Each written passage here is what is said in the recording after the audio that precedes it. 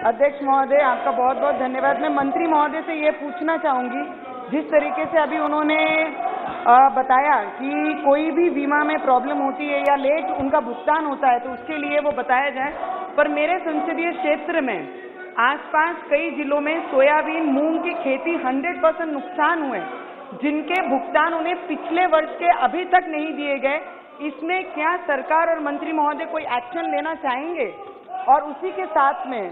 फसल बीमा भुगतान तथा इंस्टॉलमेंट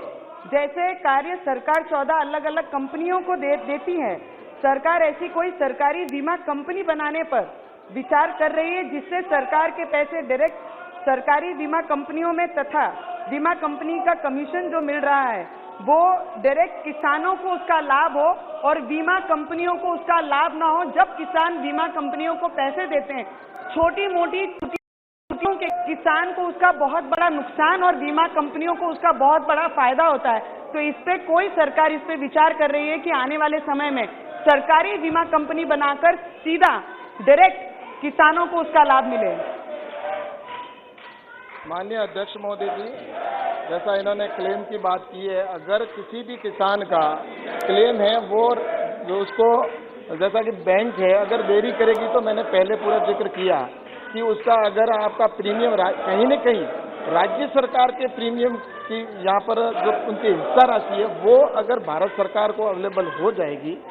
तो उसके बाद में भारत सरकार यहाँ आने के बाद में सिर्फ 2 या 5 दिन के अंदर ही अपने हिस्से का राशि जमा करवा के और किसान को क्लेम है वो उपलब्ध होता है। तो वहाँ पर इसके मुख्य कारण रहते हैं, राज्य अपने सब्सिडी के अंदर जो का पार्ट है वो नहीं देना होता है, कई बार ये स्थिति होती है, कई बार बैंक के भी डेटा होती है वो भी सही नहीं होता, इसकी वजह से ऐसी प्रॉब्लम आती है। लेकिन इसके लिए भारत सरकार हमेशा बीच में पहल करते हुए करती है। दूसरा, आपने जैसा सरकार को कंपनी बनाने का जिक्र किया है, तो सरकार का जो कंपनी बनाने का विचार है उसके अंदर वैसे राज्य सरकार अगर चाहे तो इसके अंदर प्रावधान है कि राज्य सरकार अपनी स्वयं की अगर कंपनी बनाना चाहे तो राज्य सरकार अपने इंश्योरेंस कंपनी कर सकती है। ये भारत सरकार की गाइडलाइन में भी है और राज्य सरकार इसके ऊपर कर सकती है। और भारत सरकार की all India insurance company already है,